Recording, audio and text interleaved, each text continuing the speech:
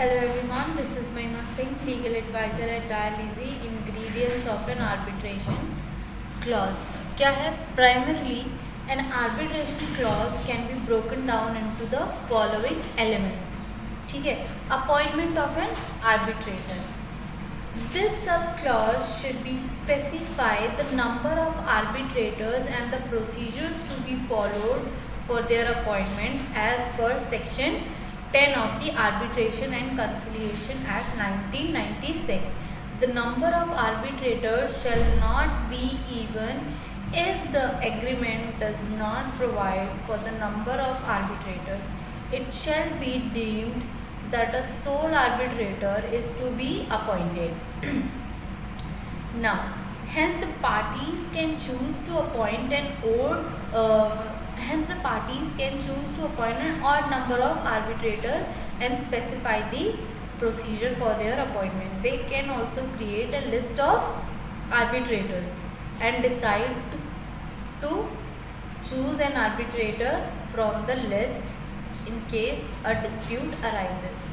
ठीक है, अभी जो ingredient है of an arbitration clause, we are studying.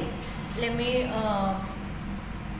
firstly give you a brief. So it's like essential to draft an effective. Basically essentials क्या होनी चाहिए आपके इफेक्टिव आर्बिट्रेशन क्लॉज को ड्राफ्ट करने के लिए, ठीक है, इन एन एग्रीमेंट. तो उसमें मैंने बताया कि पहली चीज़ होनी चाहिए आपका अपॉइंटमेंट क्लॉज आर्बिट्रेटर का, कि अपॉइंट कैसे करेंगे. ठीक है, तो जो सेक्शन 10 है आर्बिट्रेशन एंड कंसिलिएशन एक्ट का, कि जो नंबर है वो शैल नॉट बी इवन हो, मतलब इवन नंबर नहीं होना चाहिए. If the agreement does not provide from the number of the arbitrator, it shall be deemed that a sole arbitrator is to be appointed. ठीक है, कि अगर एग्रीमेंट जो है does not provide for the number of arbitrator, अगर जो agreement आपने बनाया है उसमें आपने लिखा नहीं कि कितने ही आर्बिट्रेटर होने चाहिए, उस सिचुएशन में एक ही आर्बिट्रेटर अपॉइंट होगा. और the parties can choose to appoint an odd number of arbitrator and specify the procedure. वो पूरा प्रोसीजर वगैरह सब लिख देंगे उस एग्रीमेंट के अंदर कि कब होगी अपॉइंटमेंट.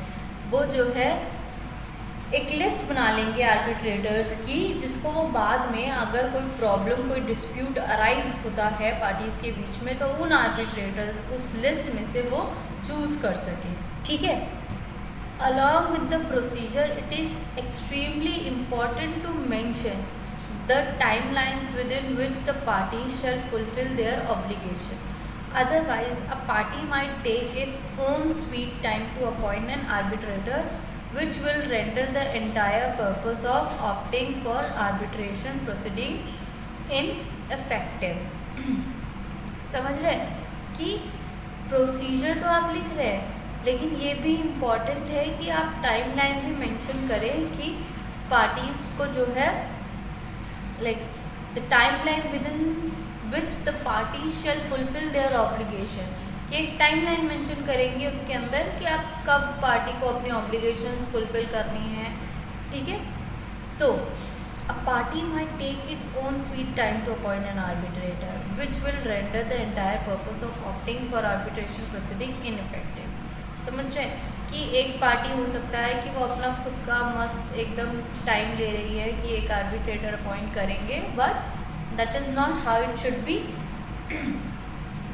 कि इससे जो है प्रोसीडिंग जो है इनइफेक्टिव होती है. तो बेहतर ये है कि आप टाइमलाइन मेंशन करेंगे कि कितना टाइम है आपके पास आर्बिट्रेटर अपॉइंट करने का. ठीक है, अब